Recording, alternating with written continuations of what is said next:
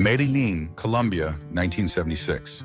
The sun rose over the lush hills of Medellín, casting its golden hue on a city where poverty and ambition danced in a dangerous rhythm. In a modest house stood Pablo Emilio Escobar Gaviria, a young man with sharp eyes and a mind already plotting his ascent. He wasn't born into power, but he believed power could be built. Brick by brick, dollar by dollar, bullet by bullet. With a handful of men and a dream that smelled like white powder and danger, Pablo began smuggling cocaine into the United States. At first, he was just another name in the shadows.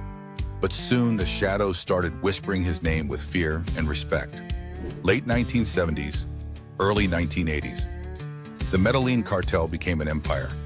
Cargo planes full of cocaine flew nightly to Miami, hidden inside tires, dolls, and even frozen fish. Escobar's wealth exploded. Ranches, luxury cars, zoos, and politicians in his pocket. He became the Robin Hood of Medellín, building homes for the poor and schools for the children, earning the love of his people even as blood ran through the city's streets. But every empire feeds on betrayal. His lieutenants began to grow restless. His enemies, the DEA, the Colombian government, and rival cartels started closing in. Escobar stood calm, cigar in hand, as his empire burned money faster than it made it. Medellín, 1989, a secret meeting in the candle-lit basement of Hacienda Nápoles. Escobar's trusted man, Gustavo Gaviria, looked uneasy. "Pablo, the Americans are everywhere. Maybe we should talk to them," Gustavo urged. Pablo's eyes darkened. "Talk? You don't negotiate with a snake. You cut off its head." Within days, Gustavo was dead in a DEA-led operation. Rumors said Escobar himself had leaked his location to test his empire's loyalty. Fear replaced friendship. The king of cocaine ruled alone. 1990, the war years bombings in Bogota. Judges murdered in their homes, planes exploded midair. Escobar declared war on the Colombian state, vowing to rewrite the laws of the land with bullets and blood. Families fled, politicians hid. The poor still worshipped him, whispering prayers for El Patron, while mothers wept for sons lost to his war. A young Colombian soldier, Mateo, whose brother was killed in the cartel bombing, swore vengeance. His path would one day cross with Escobar's in a way no one could predict.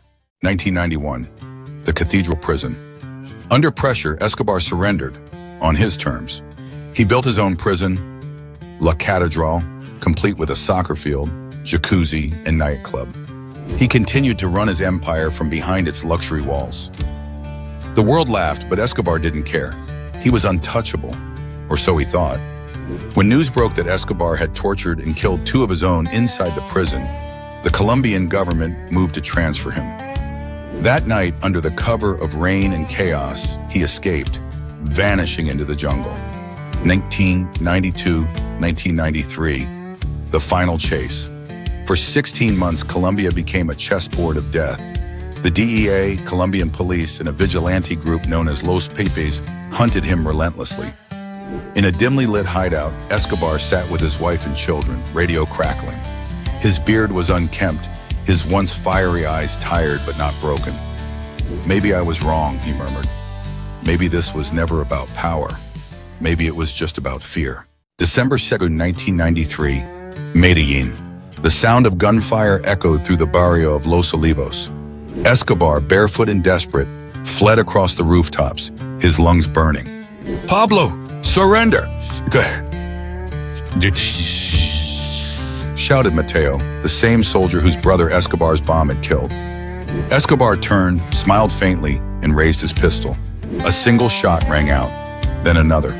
When the smoke cleared, Pablo Escobar lay dead, his face pressed against a red-tiled roof. Some said it was a bullet from Mateo. Others swore he pulled the trigger himself. The king of cocaine was gone, but his shadow still haunted the land. Years later, children in Medellín grew up playing soccer in fields Pablo built. Old women still whispered prayers for the man who once fed them. His empire had crumbled, but his legend lived on, half monster, half myth. As Mateo stood years later at Escobar's grave, he whispered, "You gave my country pain and hope. Maybe that's what makes you unforgettable." Like, share, and subscribe for more gripping, true crime stories.